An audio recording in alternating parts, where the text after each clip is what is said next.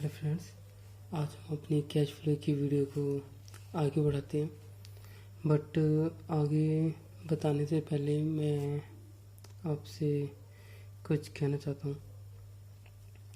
Actually ये जो मैं वीडियोस बना रहा हूँ ये मैं बना रहा हूँ आप सभी के लिए जो 12th में है बच्चे भी, और 11th के लिए मैं वीडियो बहुत जल्दी बनाने वाला हूँ। तो एक रिक्वेस्ट है मेरी कि अगर आपको मेरी वीडियो अच्छी लगती है तो प्लीज़ उन्हें शेयर कीजिए, उन्हें मेरी वीडियोस को लाइक करें, क्योंकि अगर आप शेयर नहीं करेंगे तो ज़्यादा से ज़्यादा बच्चों को नहीं पता चलेगा इस टॉपिक के बारे में, या जिस तरीके से मैंने आपको समझाया है वो तरीका उन्हें नहीं पता होगा, तो अल्टीमेटली उनके एग्ज़ाम में इफेक्ट पड़ेगा। तो प्लीज़ आप अगर आपको अच्छी लगे तो आप प्लीज़ ज़रूर शेयर कीजिए अपने फ्रेंड्स के साथ, व्हाट्सएप कीजिए, डाउनलोड कीजिए और लाइक कीजिए, सब्सक्राइब कीजिए। सब्सक्राइब करने का देखिए फ़ायदा ये होता है कि जब भी मैं कोई नई वीडियो बनाता हूँ तो आपको नोटिफिकेशन आ जाती है।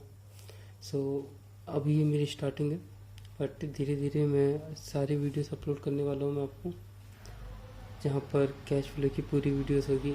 आपकी जो 3 बुक्स है 12th में, एक है आपकी पार्टनरशिप,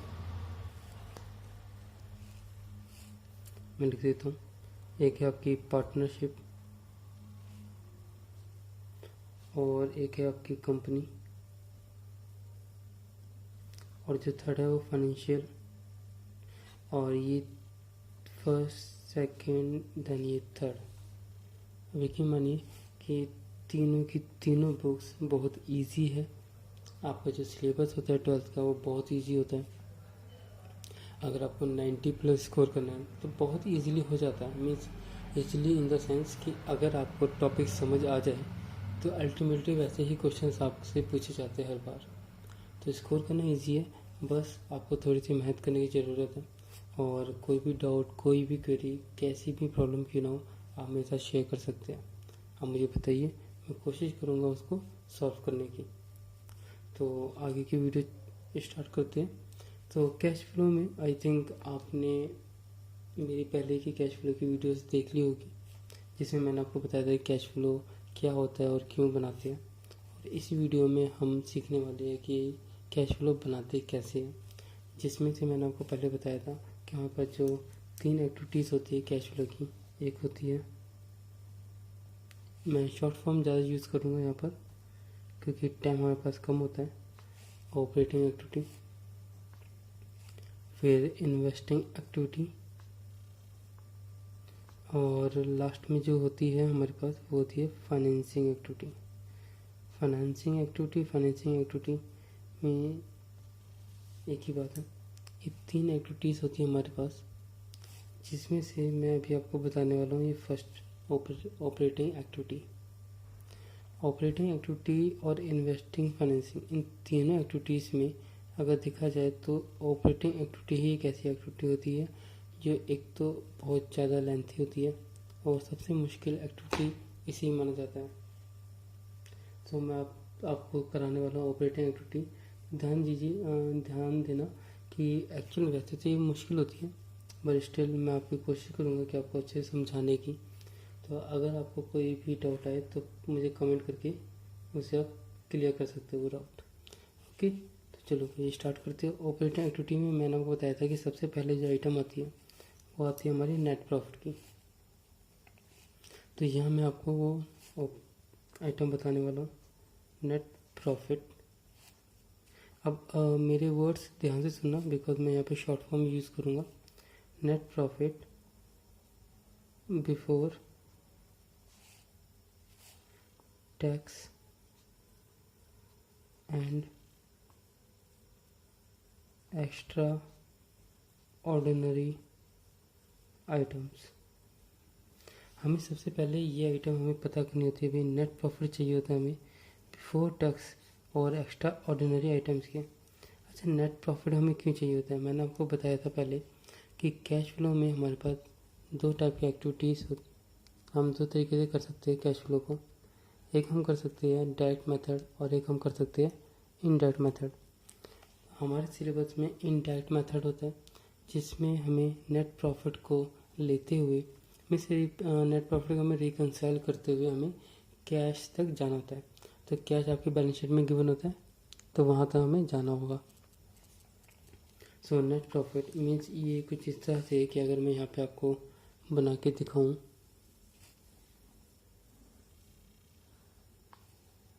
P&L अकाउंट, तो आपने देखा होगा कि नेट प्रॉफिट यहाँ आता है। अभी नेट प्रॉफिट यहाँ पे आया कैसे? यहाँ पे जितनी भी इनकम होती है वो सारी इनकम यहाँ पे लिख देते हो, राइट। और जितने भी एक्सपेंसेस होते हैं वो सारे के सारे यहाँ लिख देते हो। तो हमें अब नेट प्रॉफिट हमें गिवन होगा, और अगर हम देखें और आगे जाएं तो हम फिर उसके बाद बैलेंस शीट बनाते हैं जहाँ पर यहाँ पर कैश गिवन होता है। तो हमें नेट प्रॉफिट को लेते हुए ऐसे जाते हुए देन उसके बाद हमें कैश तक पहुँचना होगा। हमें ये हमारा आंसर होगा। इसके अंदर कैश फ्लो में हम नेट प्रॉफिट लेते हैं और कैश तक जाते हैं। तो नेट प्रॉफिट में जितनी भी आइटम्स आपने माइनस की होती है वो सारी आइटम्स हम दोबारा से ऐड करते हैं, और जो इनकम आपने प्लस की थी वो सभी हम माइनस करते हैं, क्योंकि हम उल्टा जा रहे हैं, राइट। तो देखिए ज़रा, अब आपको ही पता है P&L अकाउंट में क्या क्या आइटम्स आती है, लाइक आपकी सैलरी, वेजेस, इलेक्ट्रिसिटी बिल, बहुत सारी चीज़ें होती है। आपने 11th क्लास में ऑलरेडी पढ़ा हुआ है, बट थोड़ा सा डिफरेंट है कंपनी की, क्योंकि हम कंपनी का कैश फ्लो बना रहे हैं और ये सारी चीज़ें हमने मेंशन नहीं की। हमारा जो टॉपिक है कैश फ्लो का, आपके चैप्टर में ये सारी चीज़ें मेंशन नहीं है। तो जो आइटम जो मेंशन है वो मैं आपको बता देता हूँ यहाँ पर वो क्या क्या है। सबसे पहले आप लिखते हो सरप्लस। ये मैंने लास्ट वीडियो में भी बताया हुआ है, थोड़ा सा और मैं आपको बता देता हूँ। और अगर आपको डीपली पता करना है तो आप मेरी पिछली वीडियोस देख सकते हैं। तो अगर आप क्लोजिंग माइनस ओपनिंग करेंगे तो देन ये अमाउंट आपका आ जाएगा, राइट। अच्छा, पॉइंट ऑफ ये था कि क्लोजिंग माइनस ओपनिंग ये क्या होता है। अगर मैं बात करूं बैलेंस शीट की, कंपनी की बैलेंस शीट की, अगर बात आती है कंपनी की बैलेंस शीट की, तो कंपनी की बैलेंस शीट हमेशा आपको कंपैरेटिव ही मिलेगी। कंपैरेटिव मीन्स 2 सालों का फिगर आपको गिवन होगा। फॉर एग्जांपल अब मैं आपको ना समझाते भी जा रहा हूँ कि जैसे यहाँ पे गिवन है आपका सरप्लस, पहले था 1 लाख, मतलब 2015 में प्रॉफिट हुआ 1 लाख, और अब हो गया प्रॉफिट 1.5 लाख। अब आप कहोगे, अब देखिए अगर देखा जाए तो हमें P&L की आइटम चाहिए नेट प्रॉफिट, बट हमें P&L का कौन सा चाहिए। ये P&L एक्चुअली बन रहा है आपका 2016 का, तो मुझे 2016 का क्या चाहिए, प्रॉफिट चाहिए। तो आप कहोगे भाई 2016 में तो ये प्रॉफिट है। अच्छा, सरप्लस का मैं आपको मीनिंग बता देता हूँ, आई थिंक मैंने आपको नहीं बताया। सरप्लस का मतलब होता है प्रॉफिट। जब आप सोल प्रोप्राइटरशिप करते हो या पार्टनरशिप करते हो तो हम उसको प्रॉफिट कहते हैं, बट जब को बात आती है कंपनी की तो उसे हम सरप्लस कहते हैं, या नॉन प्रॉफिट ऑर्गेनाइजेशन में भी सरप्लस आता है, और जब लॉस होता है तो उसको हम डिफेक्ट कहते हैं। क्या, तो हम यहाँ पे देखें कि सरप्लस हमें चाहिए 2016 का, और 2016 हमें दिखाई दे रहा है अभी 150, बट हम 150 नहीं लेते। रीज़न क्या है 150 ना लेने के पीछे का, क्योंकि 150 के अंदर सिर्फ 2016 का ही अमाउंट गिवन नहीं है, एक्चुअली इसके अंदर 2015 का भी इंक्लूड है। फॉर एग्जांपल कि जैसे एक आप ऑनर, चलो मान लेते हैं आप ही ऑनर हो और आपका एक छोटा सा बिजनेस है, इतनी झोपड़ी से बना दी मैंने, ये बिजनेस है आपका, और आपने फर्स्ट ईयर आपने काम किया तो आपको प्रॉफिट हुआ 40,000 रुपये। लेट सपोज कि आपको 40,000 रुपये प्रॉफिट हुआ। आपने क्या किया, अब देखो आपके पास ऑप्शन है, ये प्रॉफिट आप चाहो तो अपने घर लेके जा सकते हो, बट आप नहीं लेके गए। और अगले साल ही प्रॉफिट और हो गया। अच्छा, ये जो प्रॉफिट आप जब नहीं लेके जाते तो आप अपनी बैलेंस शीट में शो करते हो, राइट, बैलेंस शीट में शो करोगे। और जब अगले साल भी प्रॉफिट होगा, वो मान लेते हैं वो प्रॉफिट हो गया 20,000 रुपये, तो वही बैलेंस शीट में शो करोगे, राइट। तो 2015 में आपने शो किया 40,000, 2016 में आपने टोटल ऐड किया 60,000 रुपीज़। रीजन, क्योंकि पहले भी तो था ही, बैलेंस शीट में ऑलरेडी 40,000 थे, 20,000 और हो गया, तो आपने टोटल लिख दिया 60,000 रुपये। तो यहाँ पर भी अगर हम देखेंगे तो यहाँ पे 150 एक्चुअली इसके अंदर ये इंक्लूड है। इसलिए हम क्या करते हैं, हमें तो करंट ईयर का चाहिए होता है एक्चुअल प्रॉफिट जो हुआ है। तो हम क्या करते हैं, हम क्लोजिंग माइनस ओपनिंग माइनस कर देते हैं, और यहाँ पे हमारा आंसर आ जाता है 50,000 रुपीज़। अच्छा, एक चीज़ यहाँ पे ध्यान रखना है कि भाई 2015 ये होता है हमारा ओपनिंग बैलेंस, ये हमें ओपनिंग बैलेंस शो करता है, और 2016 ये हमें क्लोजिंग बैलेंस शो करेगा। आप कहोगे कि भाई ऐसे क्यों, 2015 ये क्योंकि पास्ट ईयर है, हमारा प्रीवियस ईयर है, तो पिछले साल का बैलेंस सी डी इस साल का बैलेंस बी डी बन जाता है, राइट। 2015 का बैलेंस सी डी 2016 के लिए बैलेंस बी डी का काम करता है, इसीलिए 2015 ओपनिंग बैलेंस होता है, और करंट ईयर जो होता है वो हमारा क्लोजिंग बैलेंस शो करता है। इसलिए हमने 1.5 लाख यहाँ पे लिखा हुआ है, और माइनस 1,50,000 आ गया। अब एक्चुअली देखा जाए ना तो ये 2016 में ये प्रॉफिट हुआ है 50,000, 1.5 लाख नहीं हुआ, 1.5 लाख में 1 लाख तो प्रीवियस ईयर का इंक्लूड था, ठीक है। और जैसे कि P&L अकाउंट में हमें 2016 का प्रॉफिट चाहिए, तो हमने निकाल लिया 50,000 रुपये। अच्छा, इसी की तरह भी इसमें ना कुछ आइटम्स ना ऐड होती है। अब वो ऐड क्या होती है, transfer to general reserve, transfer to general reserve. अभी ट्रांसफ़र टू जनरल रिजर्व क्या होता है अभी, अब देखिए, अगर मान लेते हैं आपकी बैलेंस शीट के अंदर आपको जनरल रिजर्व गिवन हो। जनरल रिजर्व गिवन कैसे है, पहले था 40,000 रुपये, अब हो गया 50,000 रुपये। अब तक आपको ही पता है कि जो रिजर्व्स होते हैं वो हम ट्रांसफ़र करते रहते हैं। ट्रांसफ़र मीन्स उनका balance C D balance B D होता रहता है। अगर हमने 2015 में कोई रिजर्व बनाया और अगर वो हमने अब तक यूज़ नहीं किया तो अगले साल तक कैरी फॉरवर्ड हो जाएगा। तो ये 40,000 2016 में 50,000 बन गया, इसका मतलब इसके अंदर हमने 10,000 और ऐड कर दिए। अच्छा, अब बात आती है 10,000 का क्या मतलब है। देखो, अगर मैं यहाँ पर, चलो यहीं पे देख लेते हैं, अगर हमें नेट प्रॉफिट गिवन था, नेट प्रॉफिट यहाँ पर आपको ही पता है कि जो रिजर्व्स होते हैं वो रिजर्व्स हम यहाँ पे लिखते हैं, मान लेते हैं 10,000 हमने रिजर्व्स लिख दिए।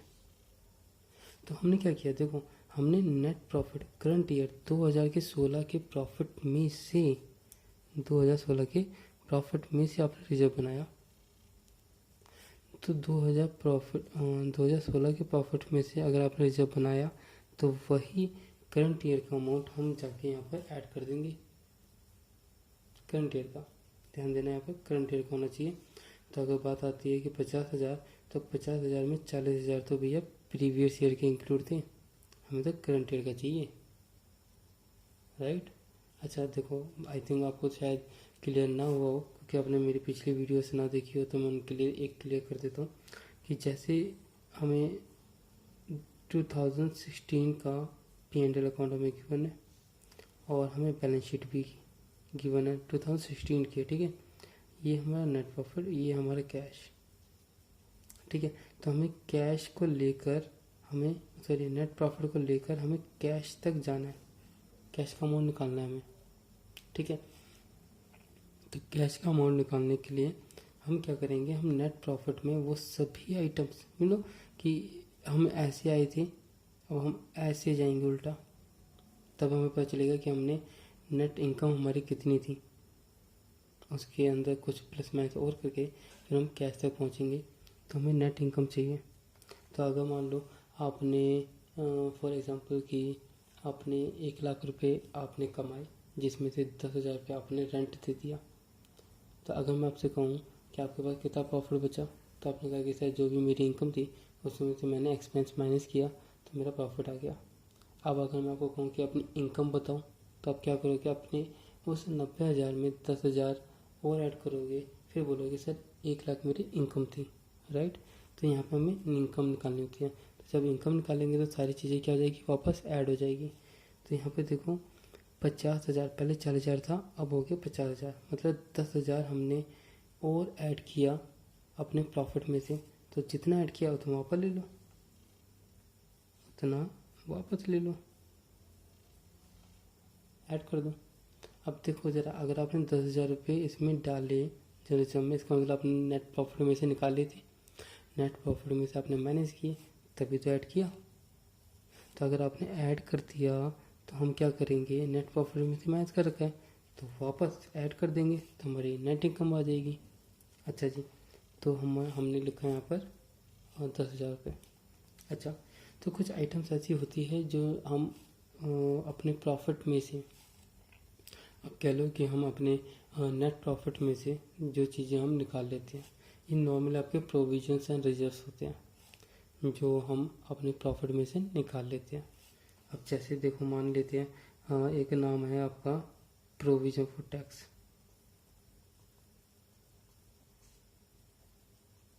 प्रोविजन फॉर टैक्स, अरे प्रोविजन फॉर टैक्स क्या होता है सर, देखो नॉर्मल है कि अगर टैक्स अगर हमें पे करना है, हर एक कंपनी को टैक्स पे करना होता है। तो अगर हर एक कंपनी को ये पता है कि भाई मुझे इस साल इतना टैक्स देना है, तो ऑलमोस्ट अगले साल इसी के अराउंड कुछ फिगर होगा जो मुझे देना होता है। ये कुछ ऐसे है कि इन फ्यूचर होने वाले एक्सपेंसेस को आप अभी से उनका प्रोविजन बना के चलते हो। अब अगर आपको प्रोविजन और रिजर्व्स के बारे में नहीं पता तो आप मुझे कमेंट करके बता देना, मैं उसके ऊपर एक अलग से वीडियोस बना दूंगा जहाँ पे मैं आपको बताऊंगा कि प्रोविजंस क्या होते हैं और रिजर्व्स क्या होते हैं। तो एक्सपेंसेस के लिए आपने क्या बना दिया भाई, प्रोविजन बना दिया। आपने कहा कि सर ये एक्सपेंस तो होने होना है, तो क्यों नहीं इसी साल के प्रॉफिट में से माइनस कर दूँ, क्योंकि जितना कम प्रॉफिट दिखाएंगे उतना कम टैक्स पे करना पड़ेगा बाद में। तो हम क्या करते हैं कि इन फ्यूचर होने वाले एक्सपेंसेस के लिए हम पहले से ही प्रोविजन बना के चलते हैं। तो अगले साल नेक्स्ट ईयर जो हम टैक्स पे करेंगे उसके लिए हमने प्रोविज़न पहले से ही बना दिया। तो वो जो प्रोविज़न हम बना देते हैं तो हमने नेट प्रॉफिट में से ना माइनस कर देते हैं। तो अगर आपने नेट प्रॉफिट से माइनस किया तो ऐड कर दो यार।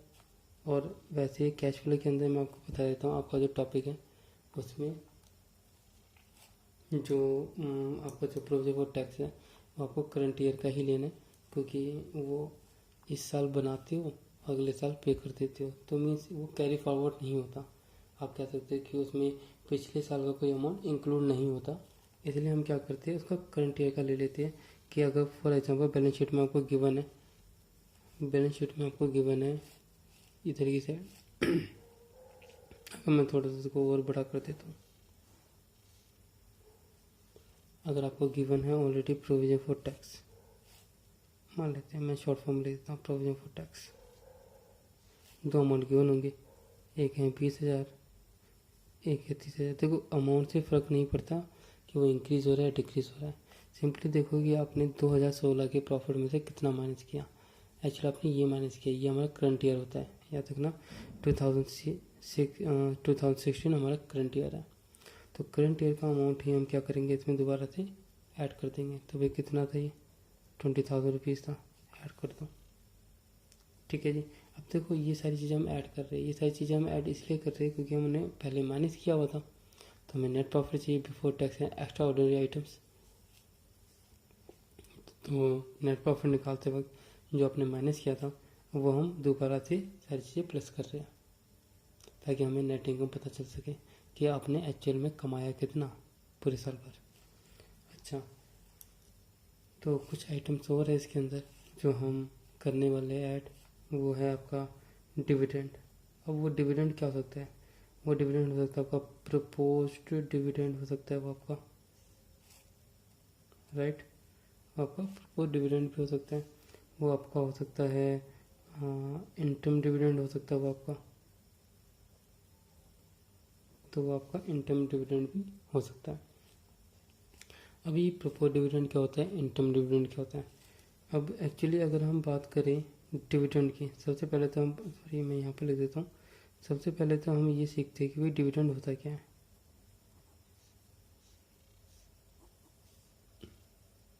तो डिविडेंड क्या होता है, तो मैं आपको एक चीज़ बता देता हूँ कि अगर ये कंपनी है मान लेते हैं, और इस कंपनी ने कंपनी, देखो आपको ही पता है कंपनी पैसा कहाँ कहाँ से जुटाती है। एक कंपनी की बात कर रहा हूँ मैं, एक छोटे से बिजनेस की बात नहीं है, कंपनी की बात है।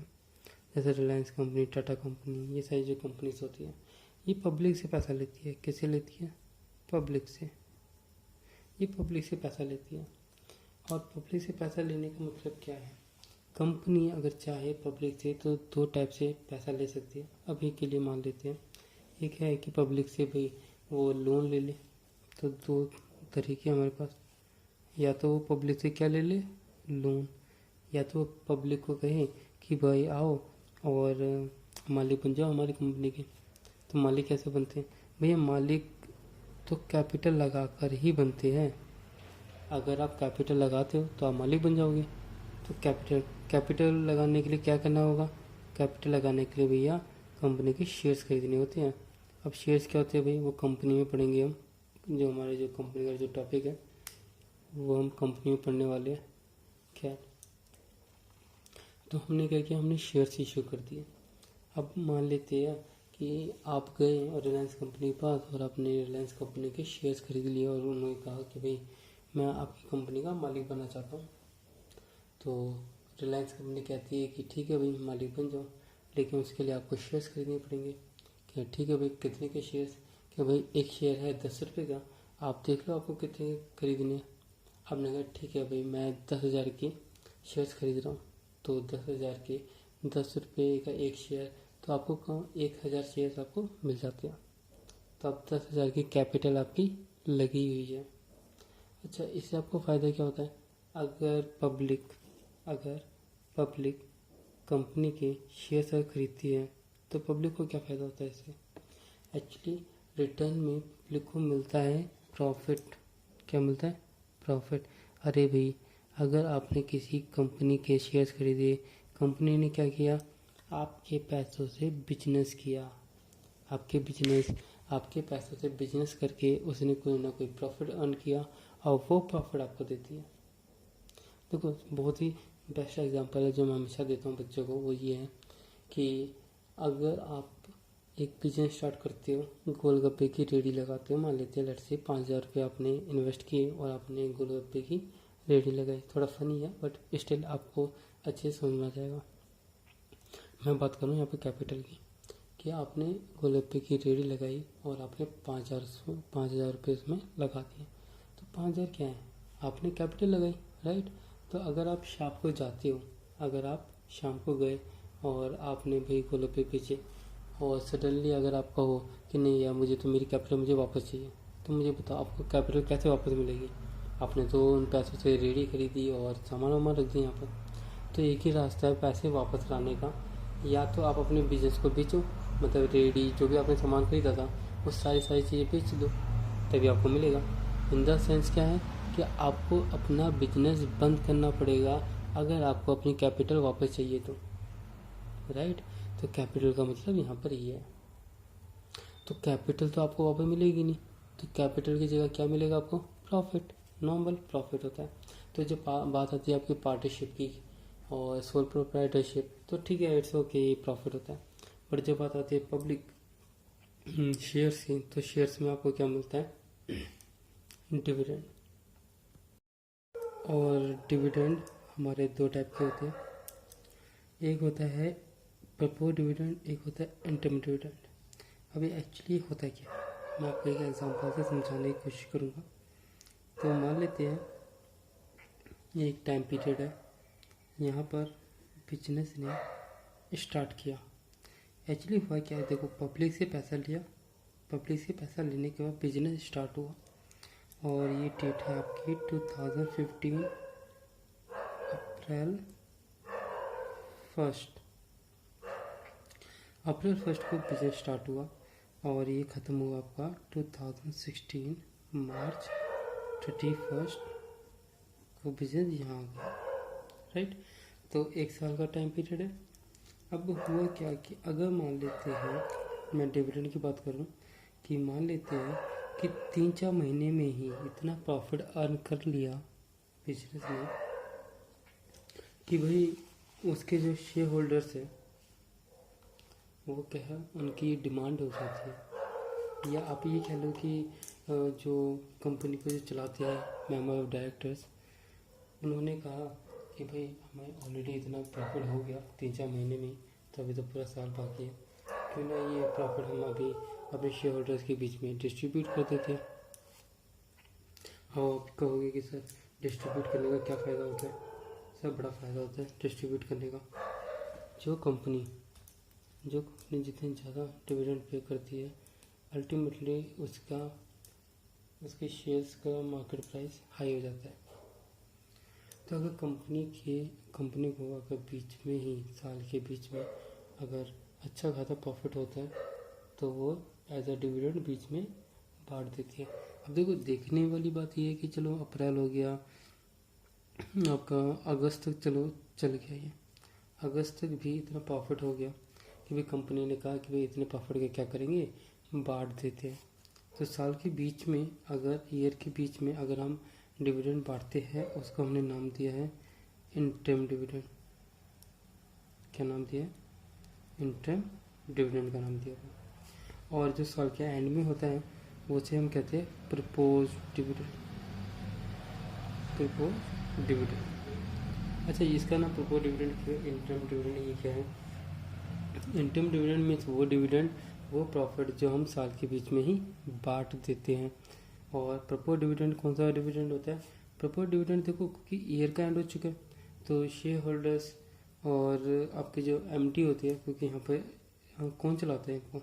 एमडी चलाते हैं, एमडी बिजनेस को। और एमडी कौन होते हैं भाई? आपने देखा होगा मूवीज में ऐसे ना गोल राउंड में एक टेबल होती है लंबी सी, बहुत बड़ी, और यहाँ पे कुछ लोग बैठे होते हैं, यहाँ पे कुछ लोग बैठे होते हैं कंपनी के अंदर। यहाँ पे ये सारे क्या होते हैं? मेंबर ऑफ डायरेक्टर्स, एमडी, जो बिजनेस को चलाते हैं। बिजनेस का आप कह सकते हो कि कंपनी का ब्रेन होते हैं ये। कंपनी को कैसे चलाना है, क्या पॉलिसीज होनी चाहिए कंपनी की, ये सारे डिसाइड करते हैं एमडी। सो एमडी भाई क्या करेंगे? एमडी ने डिसाइड किया कि भाई हमारे पास बहुत सारा प्रॉफिट है, तो बीच में ही बांट दो। तो दैट्स कॉल्ड इंटरम डिविडेंड, जो हम साल के बीच में बांट देते हैं बिना शेयर होल्डर से पूछे। अब एक बात बताओ, क्या एमडी जो चाहे वो कर सकते हैं? एमडी का अगर मन किया कि भाई प्रॉफिट बांटो तो बांट दे, एमडी का मन करेगा कि नहीं भाई प्रॉफिट नहीं बांटना, तो क्या नहीं बांटे? क्या एमडी जो चाहे वो कर सकता है? नहीं। अगर हमें प्रॉफिट बांटना है तो मुझे बताओ कि कंपनी का मालिक कौन? कंपनी का मालिक तो पब्लिक है। पैसा किसका लगा हुआ है? पब्लिक का लगा हुआ है। तो एट द एंड जब 2016 मार्च 31 में जब हम पहुंचते हैं सॉरी, तो जब 2016 मार्च 31 में जब हम पहुंचेंगे, तब हमारे पास हम अपना P&L अकाउंट बनाते हैं, हम अपनी बैलेंस शीट बनाते हैं। कंपनी में थोड़ा अलग हो जाता है, हम statement of profit and loss बनाते हैं और फिर बैलेंस शीट बनाते हैं। और बैलेंस शीट भी कैसे बनती है? कंपैरेटिव बनती है। 2 ईयर का हमें अमाउंट गिवन होता है, ताकि हम पिछले साल के अमाउंट को इस साल के अमाउंट से भी कंपेयर कर सकें, राइट। सो हम क्या करेंगे, क्योंकि P&L अकाउंट भी बनता है इसमें, तो हम देखते हैं कि भाई इतना प्रॉफिट हो गया हमें साल के एंड में, क्या हमें इसमें से कुछ अमाउंट बांट देना चाहिए एज अ डिविडेंड। हालांकि हमने बीच में डिविडेंड बांटा हुआ है, बट फिर भी क्या हमें दोबारा बांटना चाहिए डिविडेंड? तो ये सारे क्वेश्चंस का जवाब कौन देता है भाई? एमडी जो चाहे वो नहीं कर सकता। मालिकों से पूछो, मालिक कौन? पब्लिक से पूछो कि भाई क्या हमें ये डिविडेंड बांटना चाहिए। तो हम क्या करते हैं, हम प्रपोजल देते हैं अपने शेयर होल्डर्स को कि क्या हमें बांटना चाहिए या नहीं बांटना चाहिए, आप अपनी राय बताएं। तो ऐसे में भाई शेयर होल्डर्स तो बहुत हो सकते हैं, एक कंपनी के हज़ारों में हो सकते हैं, लाखों में हो सकते हैं शेयर होल्डर्स। अब सभी शेयर होल्डर्स से अगर हम पूछेंगे तो ऐसे में बहुत टाइम लग जाता है। तो प्रपोज डिविडेंड का मतलब इसलिए था, ये जो नाम रखा हुआ है वो इसलिए रखा हुआ है क्योंकि हम प्रपोजल देते हैं शेयर होल्डर्स को कि क्या हमें ये डिविडेंड बांटना चाहिए या नहीं बांटना चाहिए। और साल के एंड में होता है, ये हम प्रॉफिट में से माइनस कर देते हैं। अच्छा, एक बात याद रखना कि इंटरम डिविडेंड हम बांट चुके होते हैं, तो ये बैलेंस शीट में शो नहीं होता।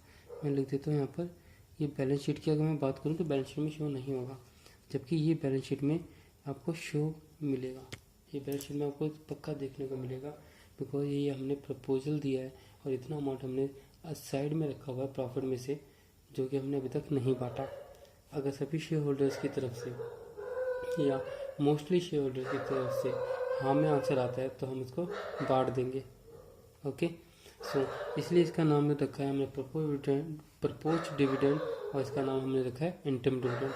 अच्छा, इंटरम डिविडेंड के बारे में आपको ये कहूँगा कि भाई क्वेश्चन के अंदर इंटरम डिविडेंड हमेशा आपको एडजस्टमेंट में गिवन होगा। एक बैलेंस शीट होती है, बैलेंस शीट के बाद दो जो एडिशनल इन्फॉर्मेशन होती है उसे मैंने एडजस्टमेंट का नाम दिया। एडजस्टमेंट में गिवन होगा हमेशा आपको इंटरम डिविडेंड, वो हम लिखेंगे वहाँ से उठा के और वो यहाँ पे हम ऐड कर देंगे। जैसे मान लेते हैं कि चलो भाई 10,000 था तो मैंने 10,000 यहाँ पे ऐड कर दिया। प्रपोज डिविडेंड क्या होता है भाई? प्रपोज डिविडेंड मैंने आपको कहा था कि करंट ईयर का ही लेते हैं। अब देखो जरा कि 2016 के प्रॉफिट में से ही बांटा हमने, 2016 के प्रॉफिट में से ही हमने ये अमाउंट निकाला। तो इसमें 2015 का कुछ इंक्लूड नहीं है, ना तो कोई 2017 का कुछ इंक्लूड है। हमने करंट ईयर के प्रॉफिट में से प्रपोज डिविडेंड के नाम से कुछ अमाउंट निकाल लिया, तो यहाँ पे हमें करंट ईयर का ही अमाउंट हम लेते हैं और मान लेते हैं ये है 25,000 रुपये, ये हमने कर दिया। ठीक, तो ये सारी आइटम्स हमें पता होनी चाहिए। तो आई थिंक मैंने आपको समझाया है कि प्रोविजन फॉर टैक्स क्या होता है, ट्रांसफर टू जनरल रिजर्व क्या होता है, प्रपोज डिविडेंड क्या होता है, इंटरम डिविडेंड क्या होता है। क्लियर? तो अच्छा, ये सारी चीज़ें करने के बाद जो आएगा उसके अंदर आपको लास्ट में एक चीज़ और करनी है, वो करना है लेस। अब क्या माइनस करना है भाई? माइनस करना है आपको extra ordinary item, EOI, extra ordinary item. अभी एक्स्ट्रा ऑर्डिनरी आइटम्स क्या होती है सर? ये एक्स्ट्रा ऑर्डिनरी आइटम्स वो आइटम्स होती है जो बहुत ही रेयर हो, जिनकी उम्मीद ही नहीं होती होने की, और बाई चांस समहाउ वो हो जाती है। जैसे इंश्योरेंस क्लेम, ये कहते हैं जो रिकरिंग नेचर का ना हो, जो कभी कभी हो बाई चांस, जैसे हम कहते हैं जैसे इंश्योरेंस क्लेम का मिल जाना, ये भी 4-5 सालों में एक बार ही हो पाता होगा, क्योंकि अगर जब तक कोई लॉस नहीं होगा तब तक क्लेम भी नहीं मिलेगा, राइट। तो ये बहुत ही रेयर चीज़ होती है। अच्छा, उसके बाद है एक आपका टैक्स रिफंड। भैया टैक्स रिफंड, यहाँ तो लोग टैक्स नहीं देते, यहाँ पर टैक्स रिफंड की बात हो रही है। तो ये दो आइटम ऐसी है, वैसे अगर देखा जाए तो दोनों इनकम ही होती है हमारी। क्या होती है हमारी? इनकम। क्योंकि अगर इंश्योरेंस से क्लेम मिला है हमें तो ये हमारी इनकम, टैक्स रिफंड हुआ है तो वो हमारी इनकम। भी टैक्स रिफंड हो गया, हमने टैक्स दिया गवर्नमेंट को, गवर्नमेंट ने वापस कर दिया, दैट्स कॉल्ड टैक्स रिफंड। अच्छा, ये दोनों आइटम्स हमारे ना इनकम होती है। अगर आप P&L अकाउंट बनाओगे ना कभी, तो आपने देखा होगा P&L अकाउंट के अंदर, सॉरी यहाँ पे ले देता हूँ, P&L अकाउंट, यहाँ पे इनकम आती है, राइट, और यहाँ पे हमारा नेट प्रॉफिट है। तो हम तो उल्टा जा रहे हैं, इधर से जाएंगे तो एक्सपेंसेस जितने भी है वो हम प्लस कर देंगे और इनकम जो भी है वो माइनस कर देंगे। तो ये तो हमारी इनकम हो गई भाई। अगर ये हमारी इनकम है तो क्या कर देंगे? माइनस। तो माइनस तो हम ब्रैकेट में लिखते हैं। तो जो ये आया वो हमारा आंसर, ये हमारा क्या आंसर है? ये हमारा ये आंसर है। क्या बोलेंगे हमसे?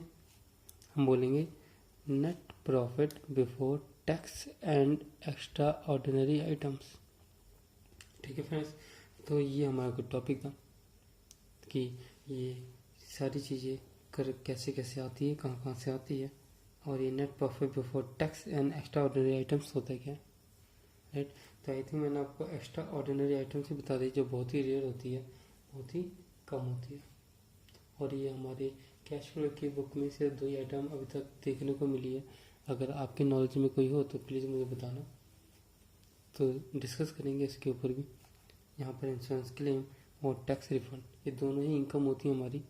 और जैसे मैं आपको बताया था P&L अकाउंट में इनकम यहाँ पर दिखा देते हैं, और हम नेट प्रॉफिट से रिकंसाइल कर रहे हैं, ऊपर तक जा रहे हैं, तो एक्सपेंसेस सारे ऐड करेंगे और इनकम्स माइनस कर देंगे। तो ये हमारी इनकम होती है, इसलिए मैंने माइनस कर दिया। क्लियर? तो इस तरह से जो आंसर आया उसको हमने नाम दिया नेट प्रॉफिट बिफोर टैक्स यानी एक्स्ट्रा ऑर्डिनरी आइटम। ठीक है, तो अभी की वीडियो यहीं तक, और नेक्स्ट वीडियो में मैं आपको इसके आगे कराऊंगा। तो प्लीज़ एक रिक्वेस्ट है आपसे, मैंने पहले भी कहा था इस वीडियो की स्टार्टिंग में, अगेन आपसे यही कहूँगा, मेरी ये रिक्वेस्ट है कि अगर आपको अच्छी लगे मेरी वीडियो तो प्लीज़ लाइक करें और मुझे बताएं कमेंट करके कि आपको मेरी वीडियोस में और क्या इम्प्रूवमेंट चाहिए। और अगर अच्छी लगती है तो प्लीज़ शेयर भी करें अपने फ्रेंड्स के साथ, नॉलेज उन्हें भी दें। बिकॉज ये कैश फ्लो एक ऐसा टॉपिक है जो इजी है, बट पता नहीं समहाउ क्यों हमें बहुत मुश्किल लगने लगता है। तो मेरी कोशिश थी आपको समझाने की कि ये सभी आइटम्स क्या क्या होती हैं। और अगर मेरी वीडियोस में अगर आपको कोई भी कन्फ्यूज़न होती है, मेरे कंसेप्ट में अगर कोई कन्फ्यूज़न होती है तो आप मुझे बता सकते हैं। मेरी कोशिश है आपको आपको एक अच्छी टेक्निक देने की, पढ़ाने की, आपको एक कॉन्सेप्चुअल तरीका देने का कि भाई आपका जो बेस है वो थोड़ा स्ट्रॉन्ग हो जाए, और चाहे भले फ़नी तरीके से हो चाहे किसी और तरीके से। मेरे कुछ एग्जांपल्स होते हैं बड़े फ़नी से होते हैं, इस तरह के फ़नी एग्जांपल बहुत है। और सॉरी, और इस तरह से मैं और आगे भी वीडियोस अपलोड करता रहूँगा। ये कैश फ्लो की थी, और कैश फ्लो तो खैर अभी और चलने वाला है, क्योंकि अभी तो हमें ऑपरेटिंग एक्टिविटी करनी है, और ऑपरेटिंग एक्टिविटी का मैंने से एक ही पार्ट बताया अभी आपको। अभी इससे भी ज़्यादा लंबी वीडियोस अपलोड होने वाली हैं। तो प्लीज़ देखते रहिए मेरी वीडियोस। और अगर आपको नोटिफिकेशन चाहिए कि अगर मैं कभी वीडियो अपलोड करता हूँ, वैसे तो डेली बेसिस में मैं वीडियो अपलोड कर रहा हूँ अभी इस टाइम, बिकॉज आपको ये सारी चीज़ें करानी बहुत ज़रूरी है जल्दी। तो अगर आप सब्सक्राइब कर लेते हैं देन कोई भी वीडियो कभी भी मेरी अगर अपलोड होती है तो सबसे पहले आपके पास नोटिफिकेशन आ जाती है, तो आप अपना टाइम वेस्ट किए बिना मेरी वीडियोस देख सकते हैं। ओके, तो चलते हैं और नेक्स्ट वीडियो कल मिलते हैं नेक्स्ट वीडियो के साथ। तो अगर आपके पास कोई क्वेरी है, कोई क्वेश्चन है, तो प्लीज़ मुझे कमेंट करके बोलिए, बता दीजिएगा, तो मैं कोशिश करूँगा उसका आंसर देने की। ओके।